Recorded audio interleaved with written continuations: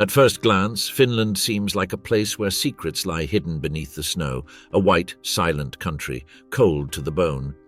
But spend a few days in any of its villages or modern cities, and you'll notice something perplexing. Here, nudity isn't a sin, it's a custom. In sub-zero temperatures, men and women stroll amid ice and steam, completely naked, as if clothing were merely an unnecessary accessory to the soul. And no, it's not a secret ritual or a marginal practice. It's part of everyday life. It's sauna, it's freedom, it's Finland. They say it's the happiest country in the world, but how can a place where winter lasts more than 6 months of the year, with days that sometimes never see the sun, top global happiness rankings? The answer isn't found in economic indices or in its abundant modern infrastructure. The key lies in the relationship Finns have with nature, with their bodies, with silence, and with the pleasure of having nothing on. In Finland, the sauna is a secular religion. There are more than 3 million saunas for a population of just over 5 million people.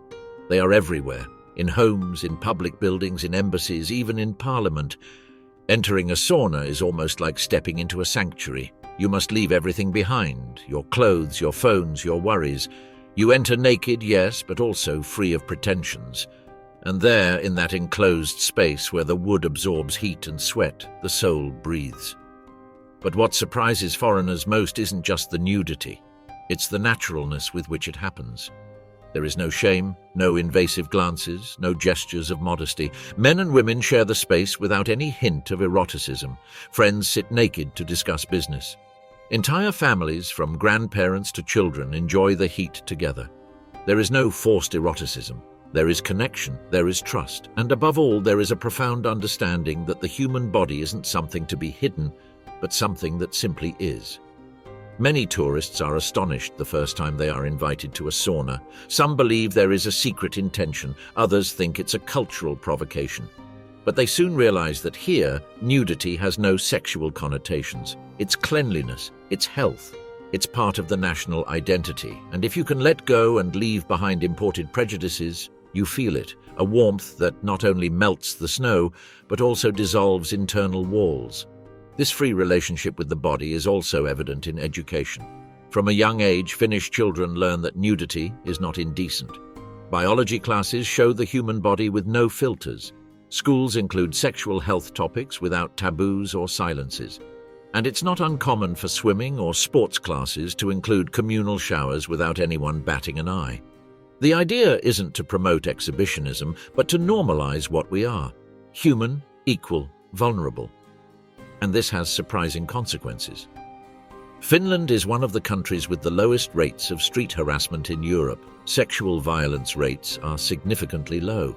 Women walk alone at night without fear. LGBTQ+ people live with a freedom that many countries have yet to understand, and much of this springs from that honest relationship with the body. When there is no mystery, there is no fetish. When there is no repression, there is no explosive backlash.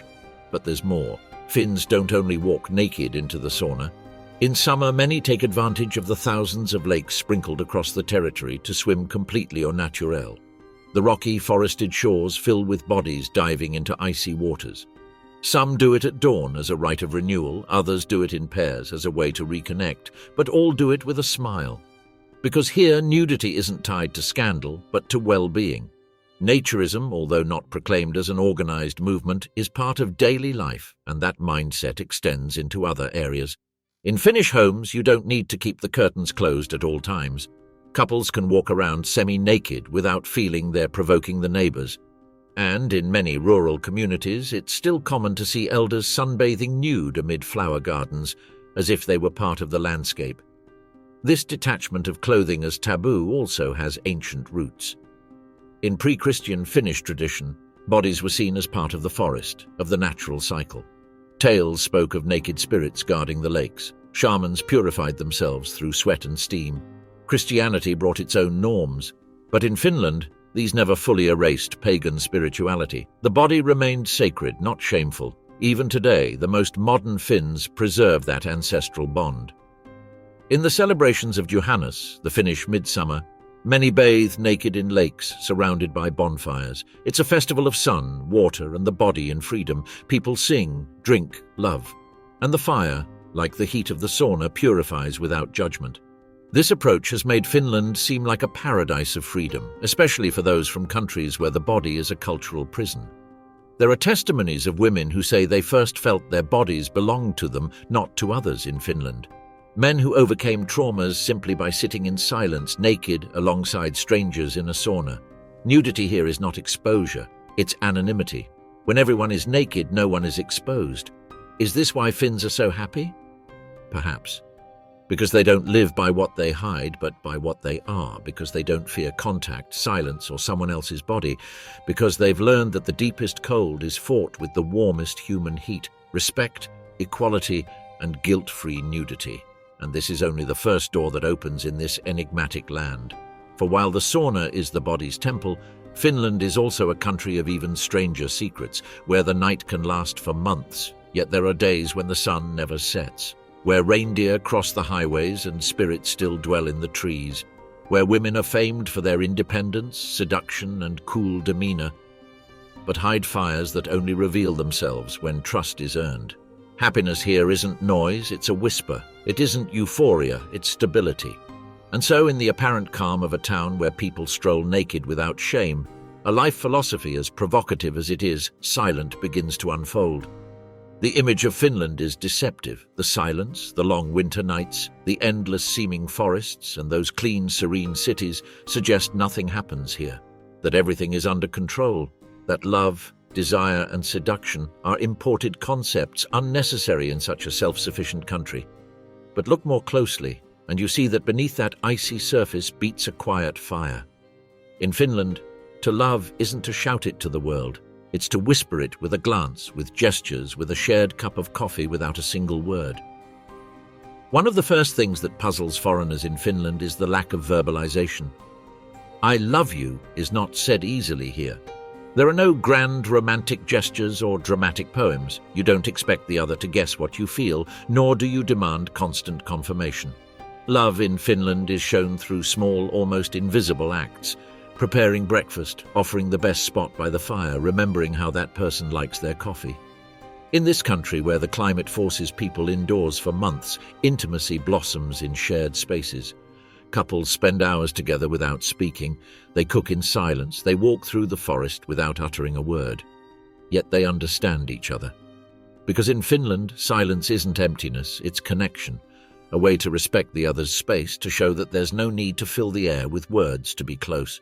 This way of relating surprises those from more expressive cultures. Some interpret it as coldness, but with time they discover another truth. When a Finn chooses to open up, they do so with an intensity and sincerity that disarms. There are no games, no masks. Love here is like the landscape, pure, direct, without ornamentation. And this doesn't mean desire is absent. On the contrary, Finnish sensuality is among the world's most peculiar. It's not based on display, but on contained tension. On the way two people can look at each other in a sauna without touching. On how a light brush of fingers can mean more than an explicit caress. Here, eroticism is atmospheric. You breathe it in, you sense it, and when it finally breaks free, it does so like a storm that has gathered strength under clear skies. Finnish women are a unique combination of independence, mystery, and tenderness. From a very young age, they are taught to be autonomous. They don't expect to be rescued, nor seek constant validation. They can assemble furniture, repair bicycles, ice fish, and at the same time dress with a minimalist elegance worthy of a Nordic magazine. They speak little, but when they do, every word carries weight. And though they may not give clear signs of interest, those who break through that barrier find a deep sensitivity and fierce loyalty. Finnish men, for their part, are also shaped by a culture of silence, but that doesn't make them indifferent. They are kind, respectful, and extremely careful about consent. In Finland, gender equality isn't just political rhetoric, it's an everyday reality.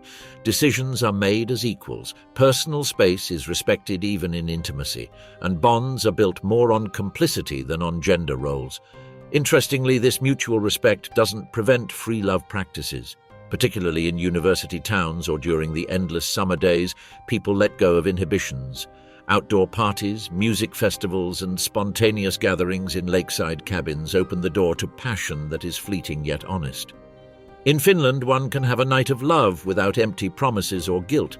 And if both agree, perhaps it repeats. or perhaps not. Dating apps have found fertile ground in Finland, but with a twist. Profiles are direct, no poetic phrases or cheap innuendos. People tend to write exactly what they seek, sometimes with brutal honesty. I don't like small talk. I'm looking for someone who won't overwhelm me with messages every day. I enjoy awkward silences. This style may seem brusque, but it strips away many masks. The courtship game is brief, but no less meaningful. Another peculiarity is the normalization of long-distance love, even within the country. Since many live rurally or work seasonal jobs in remote regions, couples can spend weeks or months apart physically. Yet the relationship endures. It isn't measured by contact frequency, but by the depth of the bond. Sometimes a single brief message a day suffices. I saw a fox in the woods this morning, or my coffee tasted like you today. No drama, just emotional presence. Nudity, already normalized through sauna tradition, also shapes attitudes towards sexuality. Here, the body isn't constantly judged. Women don't obsess over unreachable standards. Men don't feel they must be compulsive conquerors. This naturalness translates into more relaxed, authentic relationships, where desire arises from connection, not pressure or expectation. And it is precisely in that balance where true Finnish sensuality resides. There's no need for grand displays, just a dinner in a wooden cabin, a glass of wine by the fire, snow falling outside, two people sharing warmth. They may not speak for hours. They may only exchange glances and breaths, but in that silence, everything is said. There's also something very special about how Finnish couples support each other. If one falls ill, the other cares without being asked. If someone wants to move cities for work, the partner adapts. There's no melodrama or forced sacrifice, there's collaboration, and that creates relationships where love is more an act than a fleeting emotion, where commitment stems from respect, not possession. That's why it's not unusual to find marriages that have lasted for decades without ever having said, "I love you" every day, yet that have built together a life of depth, respect, and complicity. Couples who can spend an afternoon in the forest picking berries, then take a sauna and lie down together without needing to fill the day with words. Foreigners who venture into the Finnish love life often undergo a transformation. At first, the silence disconcerts, the coldness overwhelms. But little by little one begins to understand that here emotions are cooked slowly, that eroticism is not shouted, it is built. That love is not bought with promises, it is shown through small, constant, almost invisible acts. Finland seduces through its stillness, and that seduction is far more lasting than one based on fireworks. It is like the winter that covers everything slowly. At first it seems cold, but if you stay long enough, you discover a warmth that never goes out. In Finland, coffee is not merely a drink. It is a ritual, an excuse to pause, a way to soften the silence. Finns are the highest coffee consumers per capita in the world. Yes, more than Italians, Brazilians, or Americans. But this is not about sophisticated coffees loaded with cream. Here it is taken clear, bitter, sometimes accompanied by a cinnamon bun, other times by the simple forest landscape. It is drunk in the morning, in mid-afternoon, after dinner, and above all it is drunk in company, even if no one says a word. Every office, no matter how small, has its corner for the kahvitauko, the coffee break. It is an almost sacred moment where colleagues sit without hurry, even without chat. It is not necessary to fill the time with words for that gathering to have meaning. Sometimes it is enough to look out the window. In Finland, sharing silence is also a form of communication, and this same calm spirit is reflected in its educational system, considered one of the best in the world. Here, children do not receive excessive homework, do not take standardized exams every week, and do not have endless classes from an early age. They begin formal school at the age of 7. Yes, 7. And yet their academic performance surpasses that of countries with much more demanding systems. Teachers in Finland are respected almost on par with doctors or engineers. They have rigorous university training and total autonomy in the classroom. They are not forced to follow a rigid script. They are trusted, and that trust is passed on to the students. Children learn in a relaxed environment with plenty of play, lots of art, and little stress. No one raises their voice, no one humiliates. There is no fierce competition for the top grades, and yet year after year Finnish pupils lead the rankings in reading comprehension, science, and mathematics. This happens because school in Finland does not aim to form productivity machines. It aims to shape happy, balanced, thoughtful people. And it all stems from a powerful idea. Learning is born of curiosity, not punishment. That is why classrooms are full of natural light. That is why outdoor recess is mandatory, even if there is snow. That is why students all eat a healthy meal together, without paying a thing. This humanistic approach extends to the working world. In Finland, the workday is respected almost as a devotion.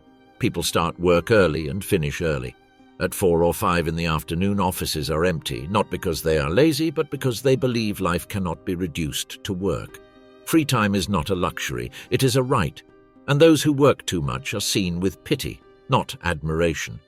In fact, many Finns feel prouder of having picked blueberries with their family over the weekend than of having earned a promotion at the office. The relationship with time is different. It is not measured in productivity, but in quality.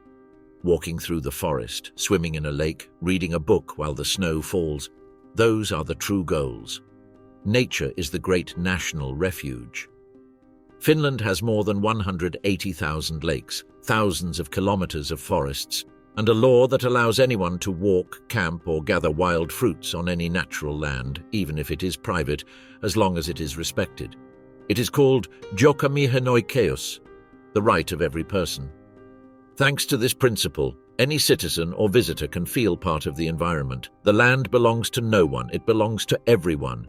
This creates a profound bond with the landscape. Finns do not need amusement parks or large shopping centers. They need silence. Green, fog, the crunch of snow underfoot, the shadow of a spruce, the distant howl of a wolf. And that is why even in Helsinki, the capital, you can find forests within the city. That is why public transport easily takes you to places where time seems to stand still. In the most remote regions, such as Lapland, life becomes even more surreal. During winter, the sun disappears completely for weeks. There is only twilight, and yet there is no despair. Houses fill with warm light, streets glow with soft lanterns, and people learn to live with darkness as part of their life cycle. Then comes summer with its eternal day.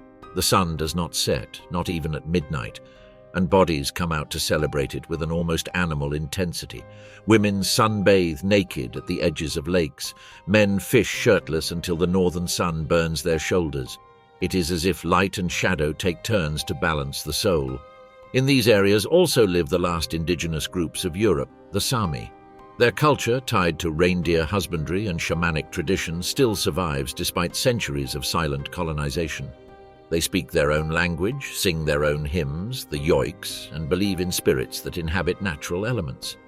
Although many modern Finns do not practice these beliefs, there is a deep respect for that ancestral vision.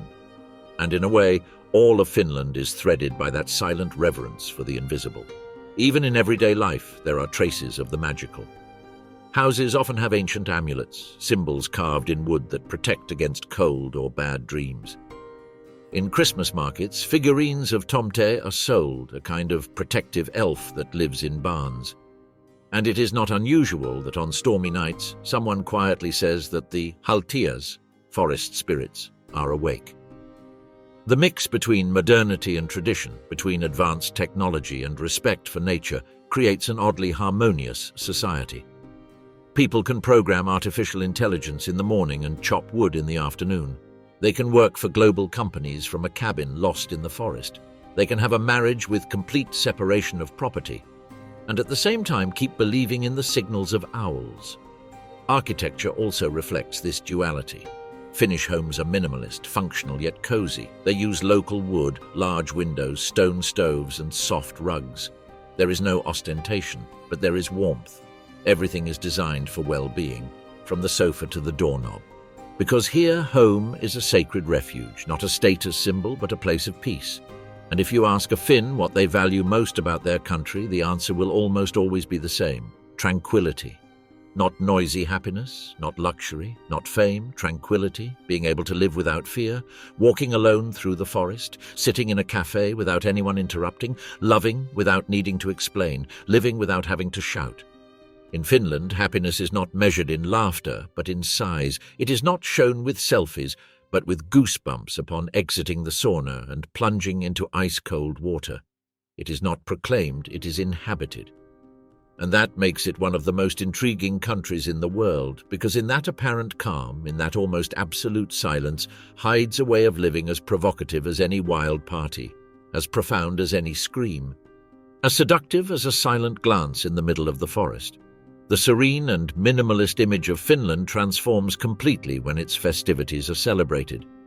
Behind the apparent coldness of its snow-covered streets, there lies a vibrant network of rites, dances, fires, and ancient symbols that seem to whisper from a pagan past. Here, parties are not a strident shout, but a contained fire, intense and carefully cultivated. And when it burns, it does so with a magnetism as silent as it is wild. Take, for example, Johannes, the summer solstice. It is perhaps the most symbolic and sensual celebration in the entire Finnish calendar. It marks the shortest night of the year, when the sun barely dips below the horizon before rising again. It is the night when the whole country seems to yield itself to earth, water, fire, and desire.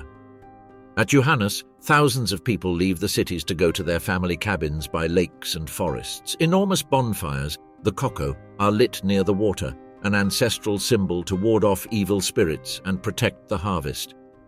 But there is also a hidden erotic undertone in this night. According to tradition, if a woman gathers 7 different wildflowers and sleeps with them under her pillow that night, she will dream of her future lover's face.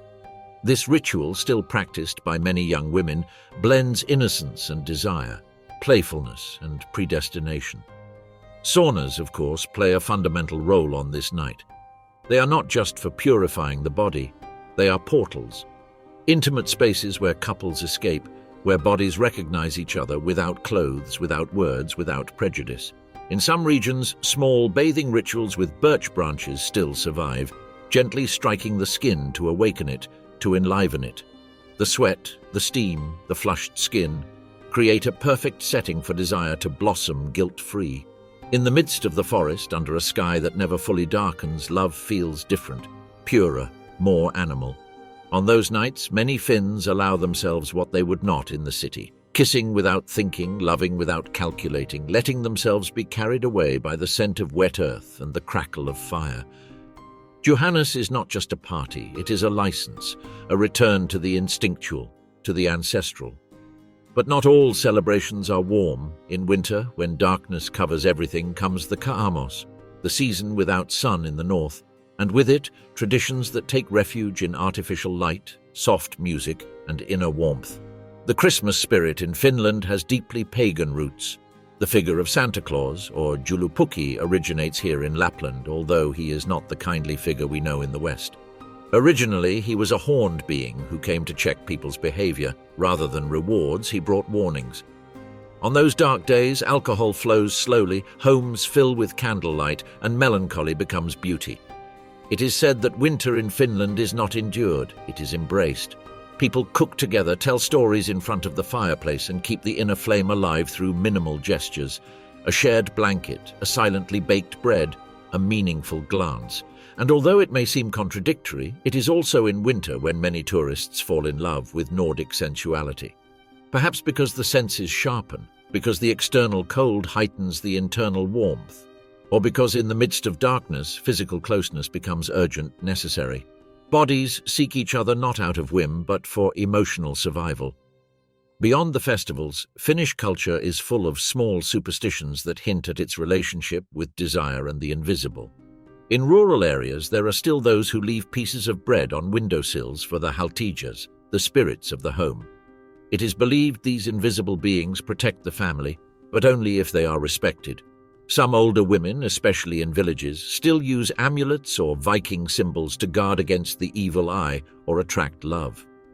In Lapland, the Noadis shamans were known for their healing rituals and spiritual practices that included hypnotic chants and smoke baths. Some still consult elders who claim to read the future in the patterns of ice. Others, more discreetly, say they have seen figures in the northern lights, because here nature is not landscape, it is presence. And perhaps one of the most fascinating elements of this culture is how it has managed to preserve all that mystical, sensual, and silent charge, even as it becomes one of the most modern countries on the planet. Finland is a world leader in education, sustainability, technology, and press freedom. But it has never sacrificed its roots. It has never stopped looking to the forest before making something important. In many modern homes, natural incense is still burned before a profound conversation. Dreams are still believed to reveal messages, and silence is still respected as sacred space. Even in romantic relationships where technology has introduced new languages, the essence remains the same. Love as a private act, desire as an agreement between silent souls, sensuality as a fire to be tended, not shouted. Tourists who arrive in Finland often experience a pleasant bewilderment. They expect coldness and find tenderness. They expect distance and receive warm gestures. They expect rules and discover a freedom without stridency. And especially those seeking love or an unforgettable adventure encounter a culture that promises nothing, yet delivers everything if you know how to wait. Finland does not seduce with words. It seduces with atmospheres, with the calm of the forest after the rain, with the mist that covers the lakes, with a cup of coffee served in silence, with a naked walk in the snow followed by a caress under a blanket, with an "I understand you" that is never spoken, but is deeply felt. And perhaps that is why those who fall in love with a Finn never forget it.